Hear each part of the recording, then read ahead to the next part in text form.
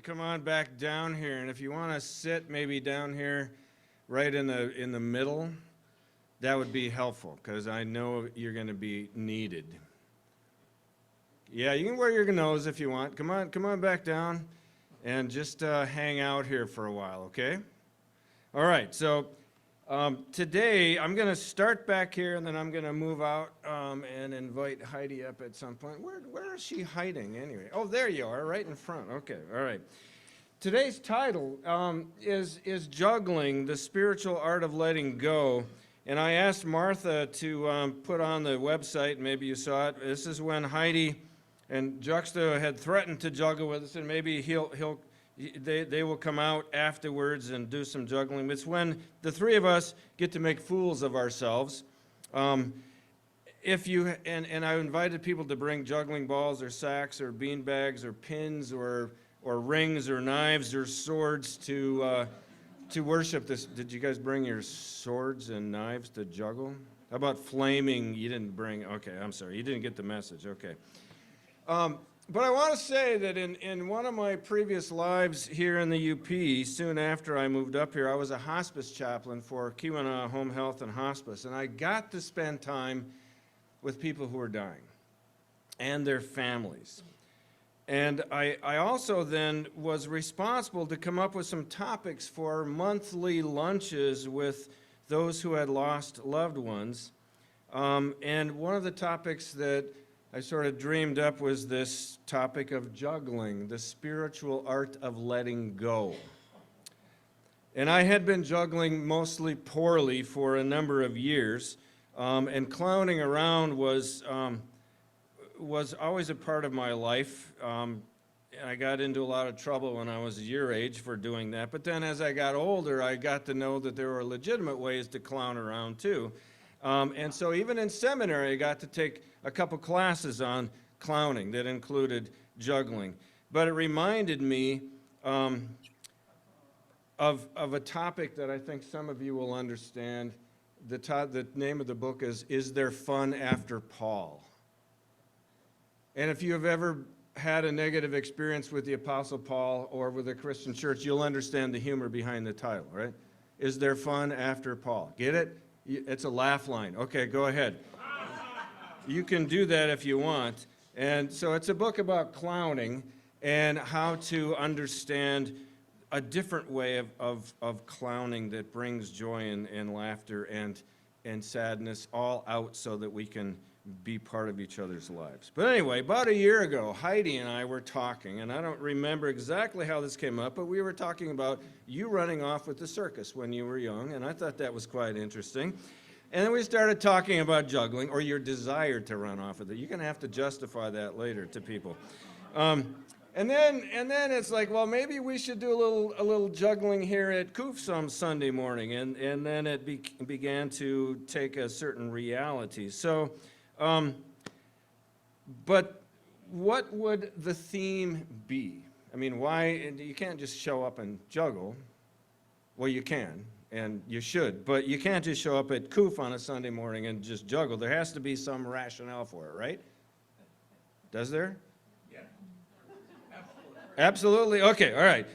Boy, a bunch of stuck in the mud people. You got to have an agenda. Okay. Well, what would fit into a theme? And then I noticed that the theme for March is transformation. All right? Well, it's perfect.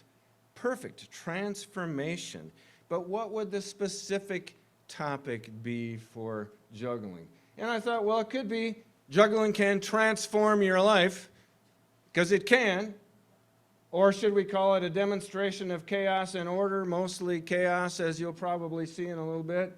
Or maybe how to make a fool of yourself in public, or how to make new friends in a surprising way.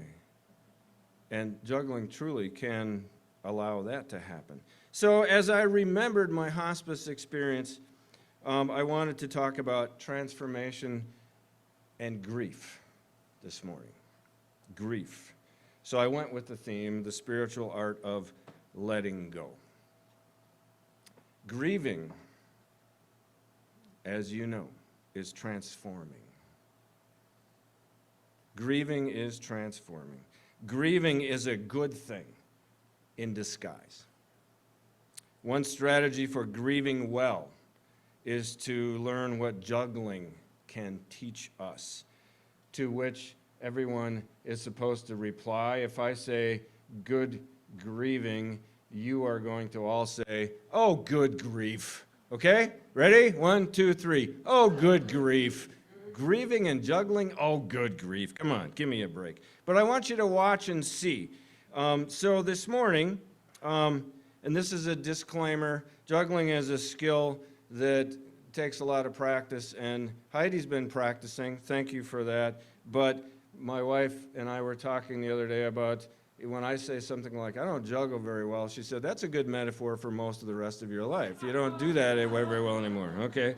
So watch and see if you can identify ways that grieving is like juggling. But by the way, before I forget, here's a piece of wisdom that I've collected over the years from a 17th century physician named Dr. Thomas Sydenham. The arrival of a good clown exercises more beneficial influence upon the health of a town than 20 asses laden with drugs, okay? So that's part of the philosophy of clowning as well.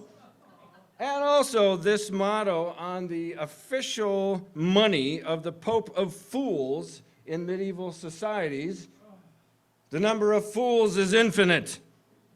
And this one is one of my favorites from Nikos Kazantzakis, who wrote Zorba the Greek. A man needs a little madness, or else he never dares cut the rope and be free. My interpretation of that is juggling, actually learning to juggle, is madness. But it has a purpose. Okay, so watch. So Heidi, why don't you come on up? And I'm going to come around, and we're going to all scare the heck out of people, all right? You can tell a lot about a person.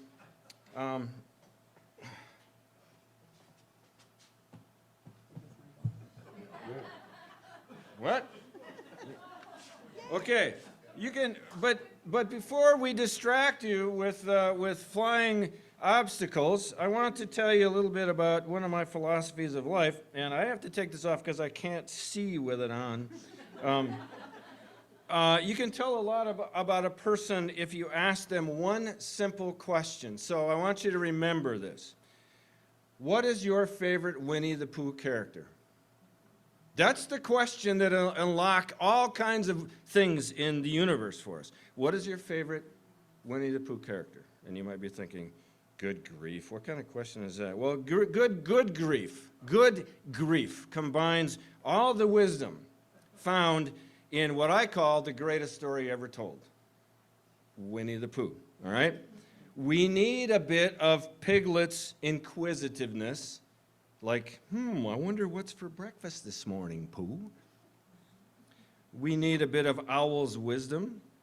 Well, I am known for my inspiring rhetoric. All right. We need a bit of Tigger's playfulness. How many of you know the Tigger song? Yeah, T-I-double-G-R, that spells Tigger. The wonderful thing about Tiggers is Tiggers are wonderful things. They're bouncy, flouncy, trouncy, pouncy, fun, fun, fun, fun, fun. But the wonderful thing about Tiggers is I'm the only one. I'm the only one. You know that song? Okay, and I forgot a line. Their tops are made of rubber, their bottoms are made of springs. They're bouncy, flouncy, trouncy, pouncy, fun, fun, fun, fun, fun. The wonderful thing about Tiggers is I'm the only one. Woohoo! All right, that's Tigger. We need a little bit of that, right? You need a little bit of Tigger in your life.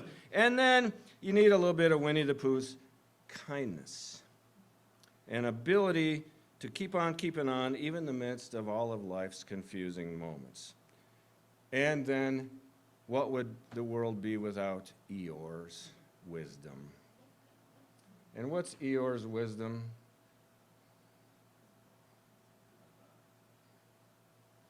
Oh, bother. I mean, is that wise or what? Okay? Oh, bother. Eeyore has a point, people.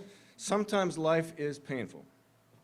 Sometimes maybe some of every day is painful, but not all of each day.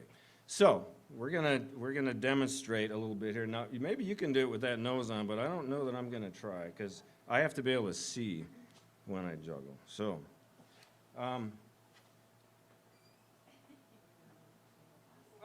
I think we're gonna risk it. But I'm gonna move this. No, I don't do flaming anything. No, I don't. And this is the disclaimer. For me, I'm not very good. Okay, so we're going to juggle a little bit, and I want you to watch carefully.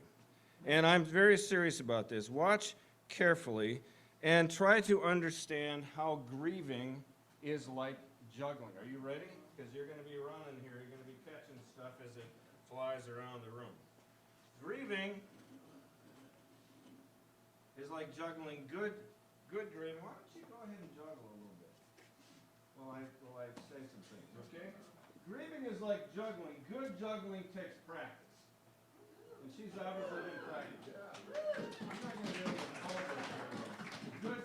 There you go. Yeah, get to work. Get to work, little people. Good juggling takes practice. Good grief takes practice. If you want to get good at something, you have to spend time doing it. All right? But thank you. All right. If you want to get good at something, you have to practice it. That's why I moved the candle. Exactly. All right. Now I'm just going to set these down. Well, you can stay up here if you want. All right. We're good for a little while. But that's also a disclaimer because nobody wants to get good at grieving, right? Nobody wants to practice grieving. But to be brutally honest, people don't want to get good at juggling either. Because it takes a lot of work. It takes a lot of practice. But I ask you, if it takes practice to get good at juggling, it takes practice to get good at grieving, what is the alternative? You get my point? What is the alternative to not grieving well? Okay, I think you get it. All right. Good grief works. It feels good. It looks good. But what does not grieving well look like? Go ahead and juggle and do some different patterns. Go ahead. Just try it. Here's what grieving looks like when it's not good. Okay. Yeah, exactly. Okay? All right. Okay. That's what not grieving well looks like. If you watch a couple of jugglers, you'll see it quickly because chaos will happen. Because the point being, we all drop the ball. Yeah, okay, that's cheesy, I know, but it's true. We all drop the ball in our life at some point. Okay, so here's what we're going to do. Here's a few ways that juggling is like grieving, or how to learn the spiritual art of letting go. First, put two of your balls down and get in the right stance. What does good grieving look like? It's step by step. What does good juggling look like? How do you learn to do it? You get in the right stance. That's the stance. Feet about shoulder width apart, hands ready to go. The ball in your right hand probably, unless you're left-handed, then you can start with your left hand. Okay, and then next is you learn a basic step, right? Okay, it helps to learn to do things individually, sometimes in our lives. One thing at a time, right? Does that make sense? Work on a pattern with one ball and trust that you can do it. So let's see a pattern with one ball. That looks really easy, doesn't it? But you know what? It's not for everybody. It's not for everybody. Trust that you can do it. So watch this magic. Now this is a scientific project. Watch what happens when they throw up one ball.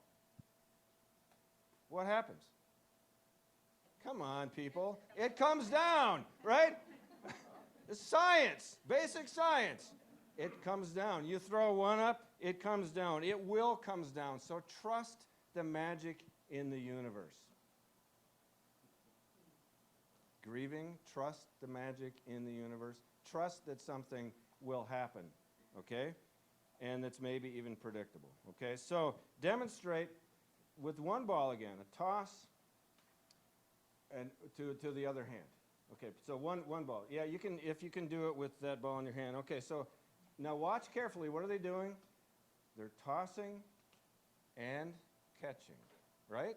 This is basic science too, okay? Toss it up, let it go, and receive it. Toss it up, let it go, and receive it. The teaching here is what? You have to let go of something to receive it, to receive something else. Right? You have to let go sometimes of something to receive something else, okay? What are their hands shaped like when they're doing that? They're open, right? You have to let go with an open hand, and you have to receive something with an open hand, right? Open hands, open hearts. You can't hang on too tightly when something else needs to happen or enter your life, right? Okay? You have to let go to receive more. Isn't that brilliant? I think it is. Actually, okay, did you notice? Do that again with one ball. I mean, this is real big. We're not getting into the great art of juggling here. Notice also that you cannot receive with closed hands. Try that once. Yeah, we got to give them something to do. We got to give them something to do. Okay. All right. Okay. Okay. All right. The next step is trusting the rhythm of things as they work together. Trust that you, any of us, can do more than one thing at a time. Now, the recommendation is to learn to do one thing at a time, but also trust that you can do more than one thing at a time. For example, you can grieve and have a life. You can grieve and have a family. You can grieve and still be actively employed. You can do it. Not everybody can do it, and not everybody can do it the same way, but you can do more than one thing at a time. You can even grieve and laugh sometimes, because the laughter and the tears are intimately related with each other. So a pattern is just learning to do one thing at a time and then doing something else at the same time. All right? Isn't that a profound statement? Wow, I'm just brilliant today. Okay, now, 2 balls, all right, or 2 sacks, okay? Watch carefully as they just do 2 balls. You must hold one, and then what? Okay, just do a couple of patterns back and forth. What's going on?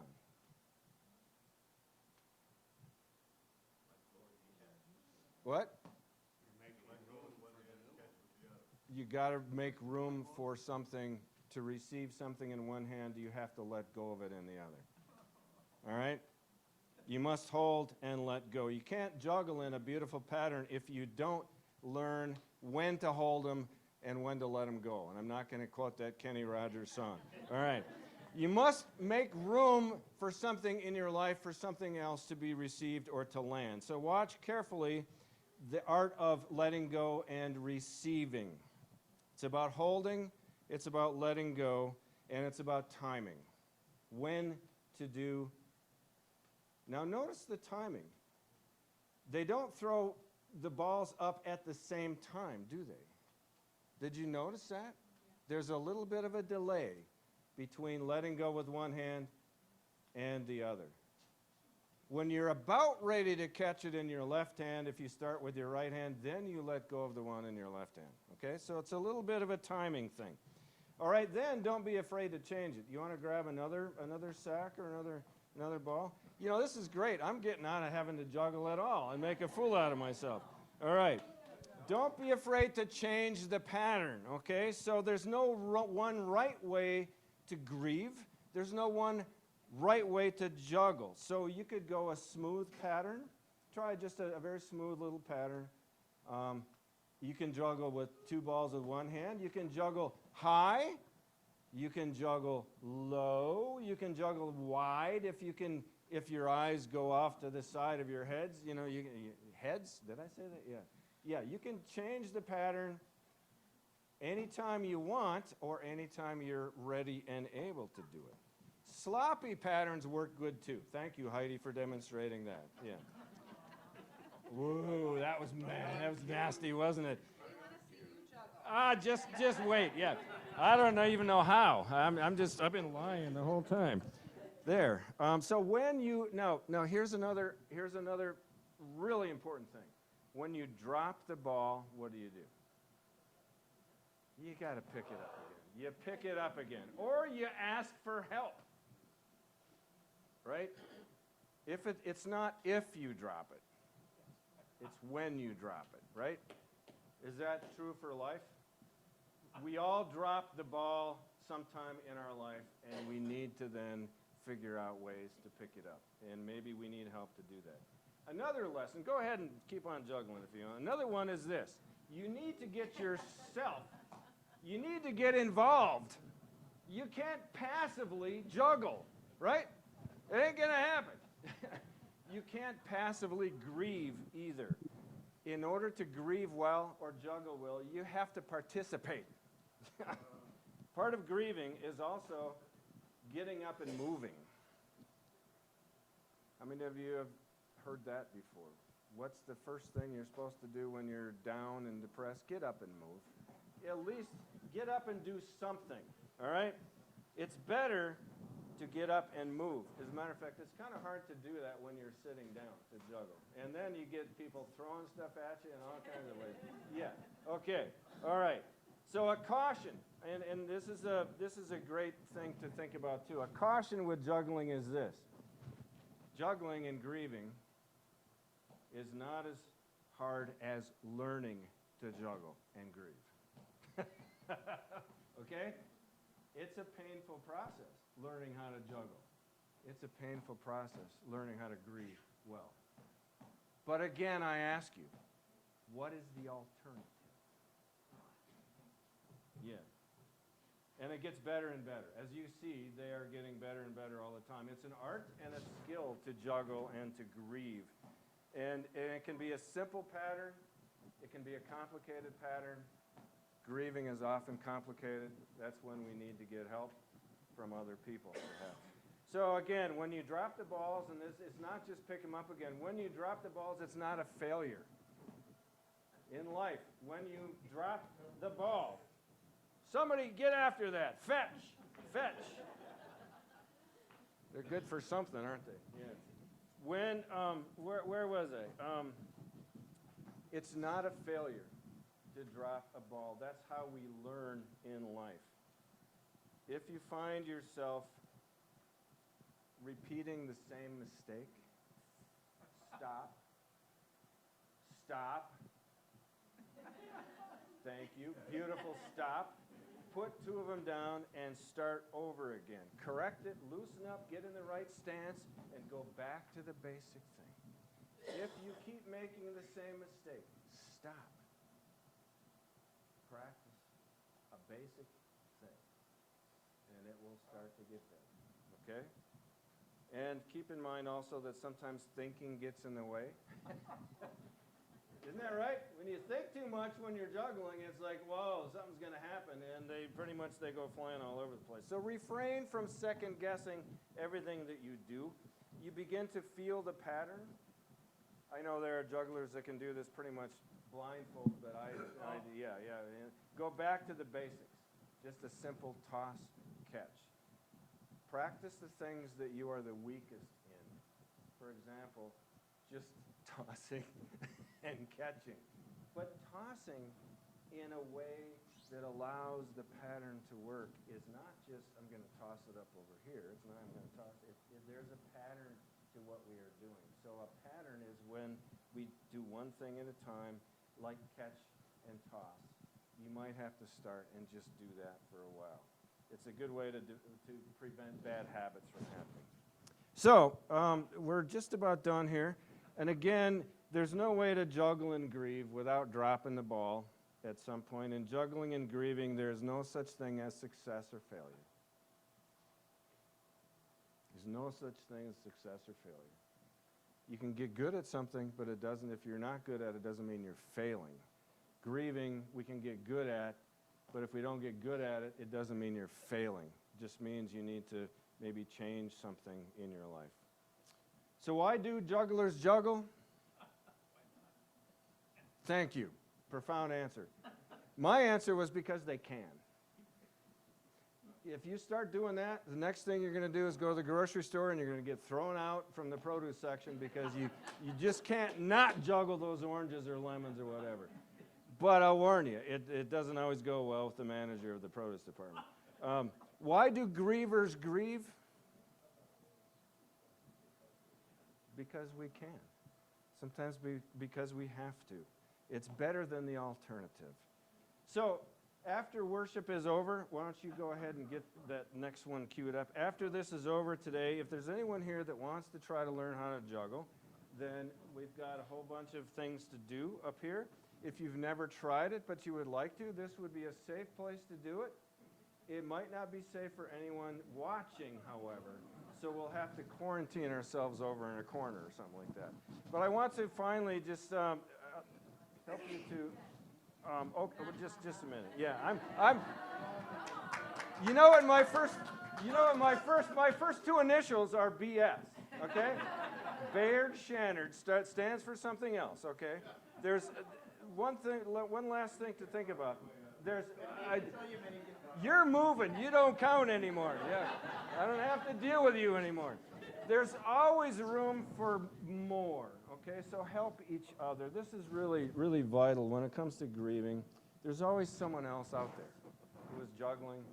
There's always someone else out there who is grieving. Okay, you don't have to do it alone. There's always someone to learn something from about juggling or grieving. There's always going to be someone who is not doing it well or cannot manage to do it well, and there are some who seem to look like they're doing it well, but looks are deceiving. It's not how well you grieve or juggle, it's that you grieve or juggle. Okay? You might get good at it. You might get better. So take a risk and know that there are many ways to do it. And then, this is really embarrassing.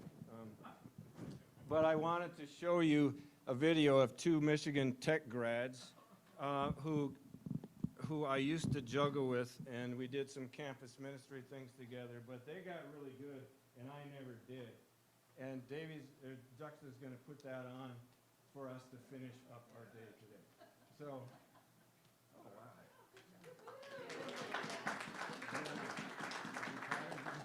You drive them all over the place. Put that thing on. This is Bob and Trish Evans, who now live in Iron River, Wisconsin. And this is a short clip of them doing a professional kind of thing, and then we're done.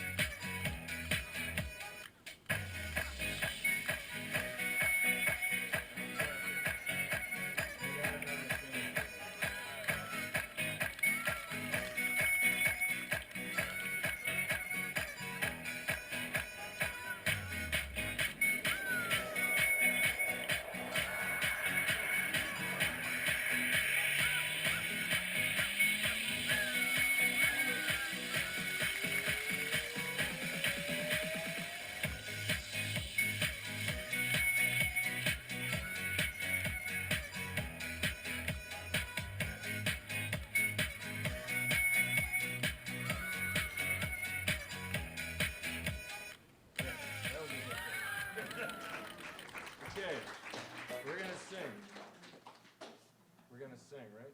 We are. Please rise as you're willing and able for our closing song, What We Need Is Here.